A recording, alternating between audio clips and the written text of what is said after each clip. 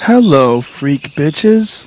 Well, you're also very concerned with AI as well, right? Artificial intelligence? Yeah, that's exactly right. And that's, I think, in this category of, if you look at the history of human progress, technological change just creates these huge step changes in just how humanity progresses.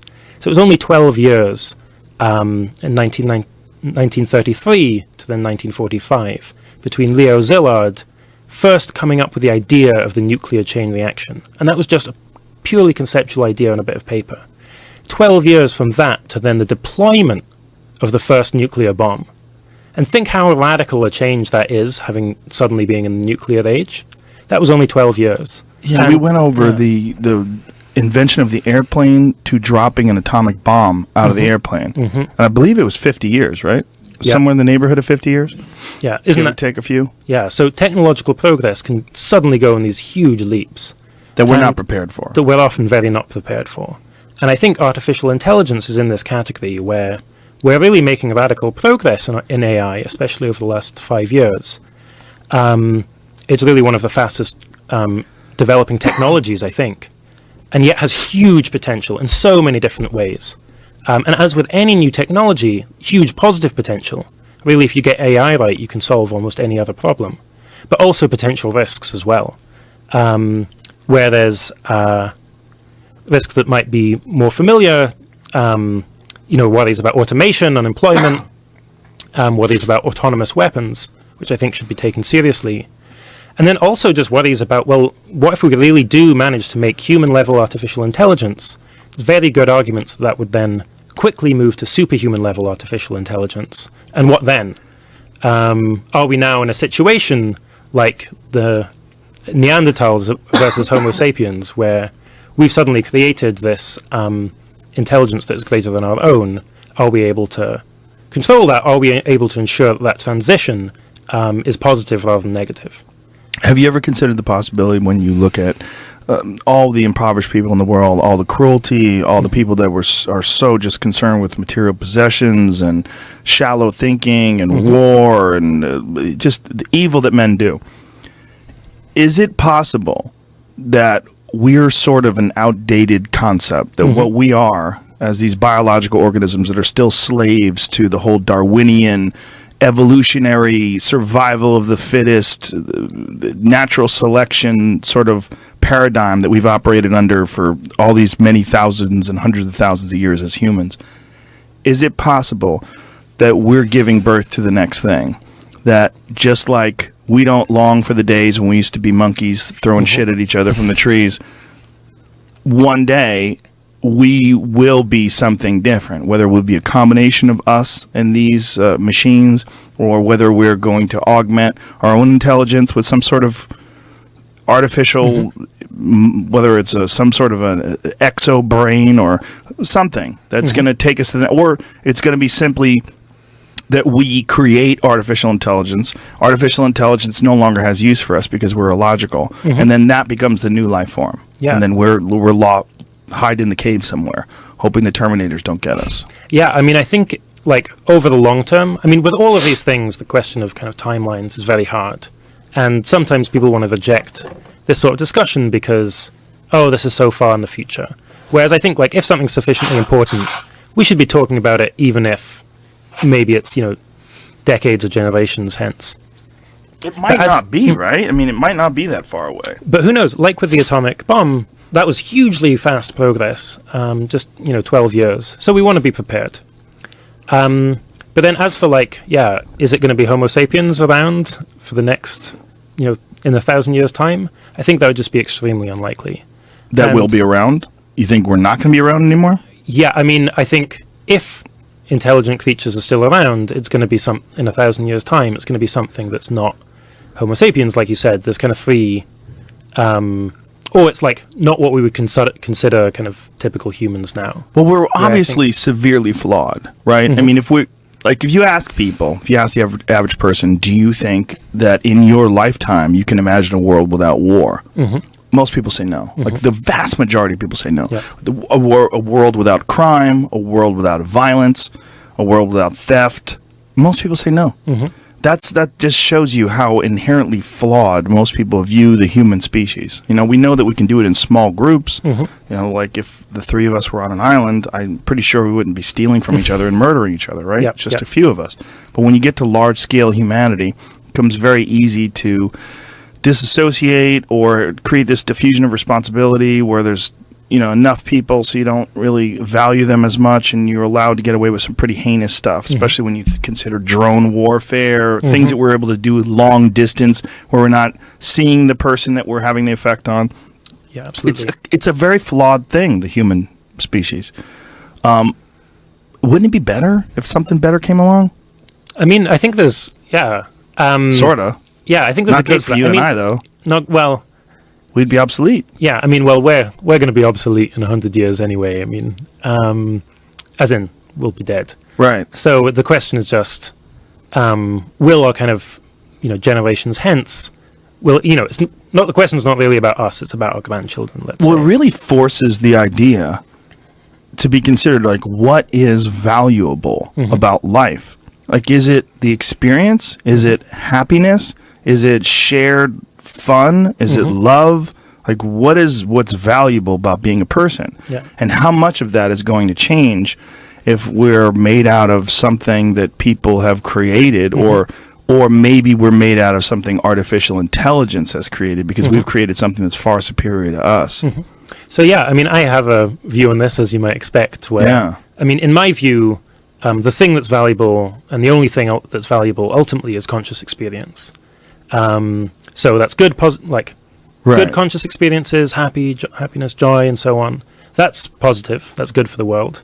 Negative conscious experiences, suffering, pain, distress, those are bad for the world.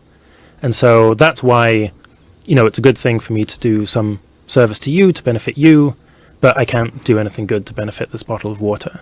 Right. And so then the key question in terms of what should we think about, supposing it is the case that, you know, 1,000 years' time, it's now synthetic life, it's artificial intelligence or something that's that are in charge and there are no longer any humans. Would this be good or bad? The question for me is, you know, are they having conscious experiences, and are those conscious experiences good or bad? So that's it. Just conscious experience. Yeah. So it's That a seems controversial. so selfish. It's a controversial view. There's a thought experiment which is often used to challenge this view. Do you want to hear it? Yes.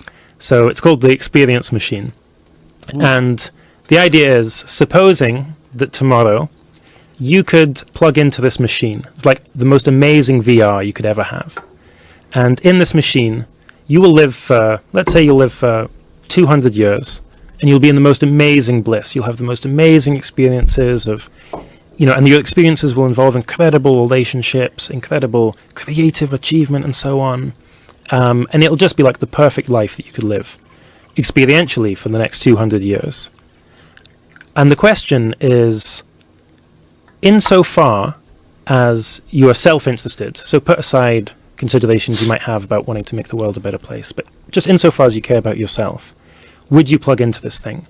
Bearing in mind that in a certain sense, all of these experiences are going to be fake. You're going to have experiences of having amazing friendships, writing great works of art, and creating great works of art, and so on. But they're not going to be real. It's just sensory inputs provided by a computer. Right. So the question is, would you, or ought you, insofar as you're self-interested, plug into this machine? What would you answer? That's a very good question. I might already be plugged into it, right?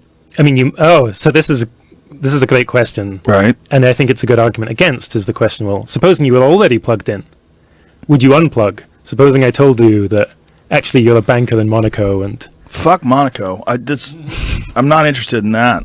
No. I want to stay right here. Yeah. So can I stay plugged in, please? Do I have to pay more? What do I have to do? You would have to do nothing, but it's interesting then if people think... So most people, and it seemed like maybe yourself, would intuitively you'd say, no, I wouldn't plug into this machine. I don't know if I would say that. I would have to really deeply consider it, because right now it's just so abstract, this idea that could be possible. It's fantasy. We're having fun. But when you talk to the leading minds when it comes to virtual reality or artificial reality or simulation theory. You know, when they start talking about what will be possible one day, they're going to, without a doubt, within 100 years or 500 years or whatever the number is, they're going to be able to create an artificial reality that's indiscernible from this reality. You're going to be able to feel things. There's going to be emotions that come to you. They're going to be able to recreate every single aspect of an everyday life. It's just a matter of time. I mean, they're really close now, and not really close in terms of, like, they don't give you emotions and they don't give you feeling, but if you put on an HTC Vive and go through some of those virtual reality games, I mean, it's bizarre how real it feels. Yeah. And when you go back to, like, playing Pong, did you ever play Pong? Yeah, absolutely. You know, it's such a weird thing that happened inside of when I was a kid. Pong came along and we were blown away. We couldn't believe that we could actually do something on the television and you could see it move. It was so fantastic. And if you gave that to one of my kids, they'd spit on it. They'd be like, what kind of piece of shit video game is this? Like, they would think it's just so ridiculous. But to me, at the time, it was amazing. You go from that to one of these HTC Vive games, which is all taken place within my lifetime, and you go, well, a lifetime from now, if you follow the exponential increase in the ability, the technological innovation, it's going to be spectacular. I mean, it's going to be... Absolutely. So when that does happen, how will you be able to know? If it's indiscernible, how will you know if you're in it? And how do you know if you're not in it right now? That's the real question, right? Yeah, I mean, there are actually some arguments for thinking, you know, this is Nick Bostrom, a colleague of mine, his simulation argument for thinking we are in a simulation right now. In fact, it's very likely that we should be. Yeah. Do you buy that? I'm kind of agnostic. I think you should take the hypothesis seriously. But I think the argument doesn't quite go through for... What's attractive and what's not attractive about that theory to you? Okay, his version of it. Yeah, so the argument is that...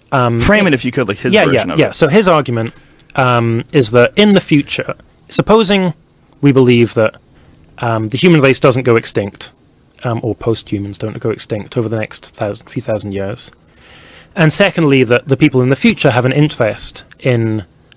recreating their past, just for kind of historical interest or for learning, that they're going to be interested in running, because they're now going to have huge, amazing computer power. They're going to be able to create simulations of the past.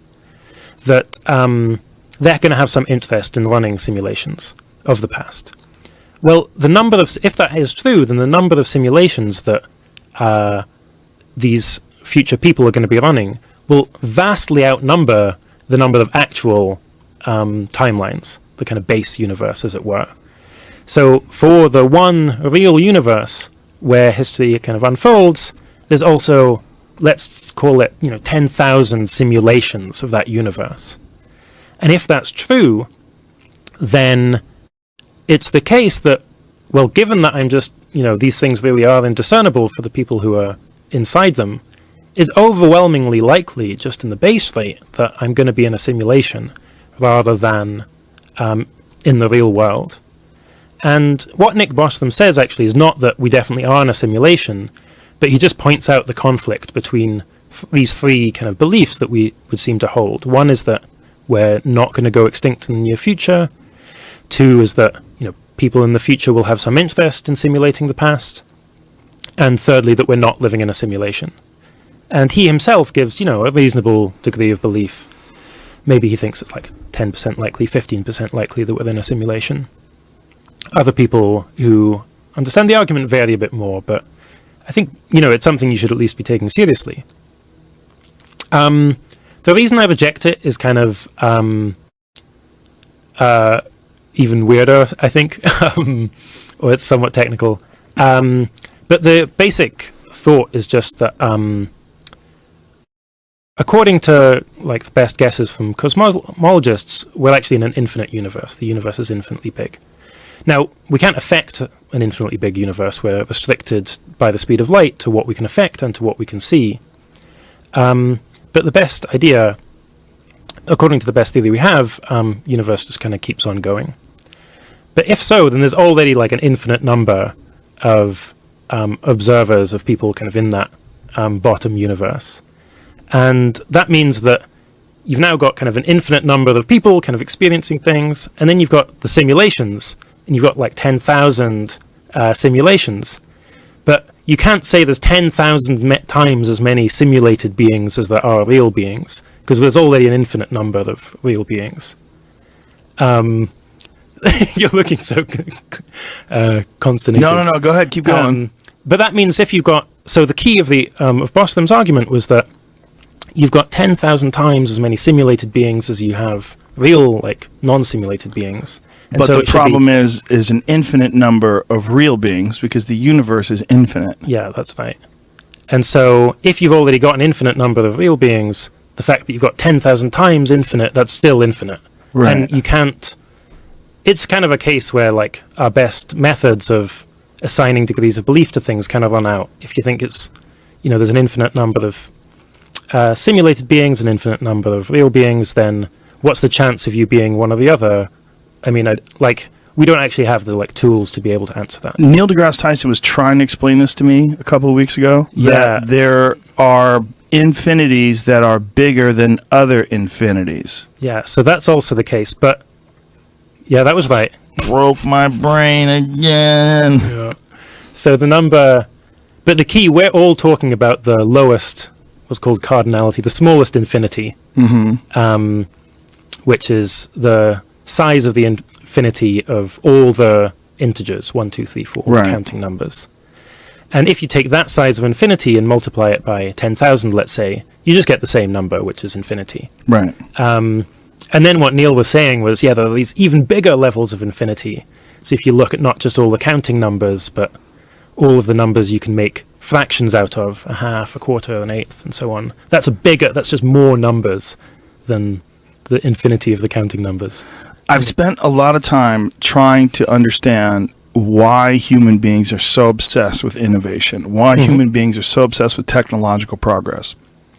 And one of the things that I continue to come to is that we think of everything in this world as being natural, but the behavior of butterflies and wolves and the way rivers run down from the mountain. But we don't think of ourselves and our own behavior as natural. We don't think of our own thirst for conquest and innovation and the even materialism. I think materialism is probably a very natural reaction to our need to somehow or another fuel innovation. And that one of the ways to ensure that innovation is constantly fueled is that people are constantly obsessed with buying new things, constantly obsessed with the latest and greatest, which fuels innovation. And when you look at the universe itself and you look at all the various things that we know to be natural processes in the universe, like in order to make a human being, a star has to explode. When you literally are made out of stardust, I mean, just when you run that by people for the first time, they go, "Wait, what?" Like, in order for you to have carbon-based life form, that has to be created inside a burning, dying star, and that's the only way you make this thing, like what you are right now. And then that thing makes artificial reality, and then that thing makes perhaps even crazier, if you follow the ideas of technological progress, if something gets to a point where it's indiscernible from reality, how do you know it's not a new reality? How do you know it's not a new kind of reality? Like, Jamie sent me hip to these artificial worlds that people have created online, where they're essentially infinite, and they're constantly changing and morphing and growing, and the games are terrible. People don't like them because you go to places and there's fucking nothing there. Yeah. And you can go to an infinite number of these places and there's nothing there. Like, these adventures are non-existent. So you're in these gigantic fake worlds where you're traveling from place to place, but right now we're looking at it in a very two-dimensional way. You're looking at it on a flat screen. One day it's not going to be two-dimensional. One day it's going to be something that you are interfacing with. Your consciousness is interfacing with it.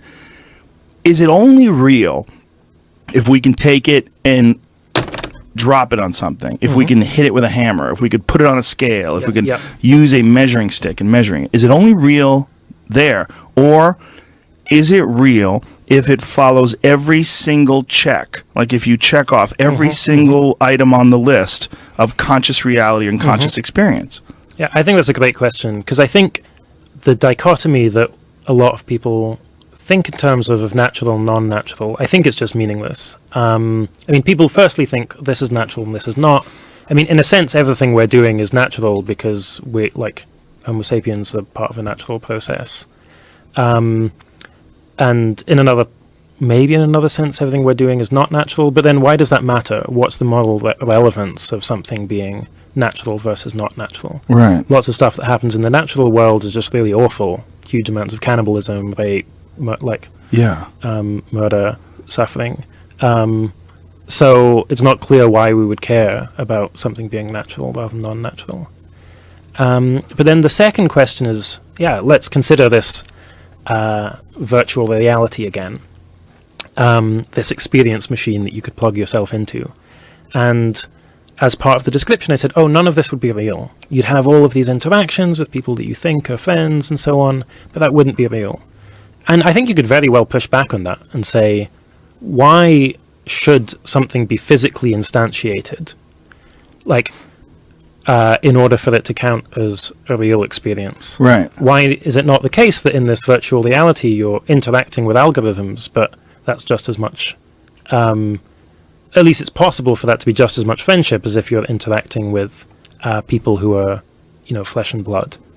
And I think it's hard to explain kind of what the difference would be. Because, if you think about Star Trek, Jean-Luc Picard can be friends with Data, an android.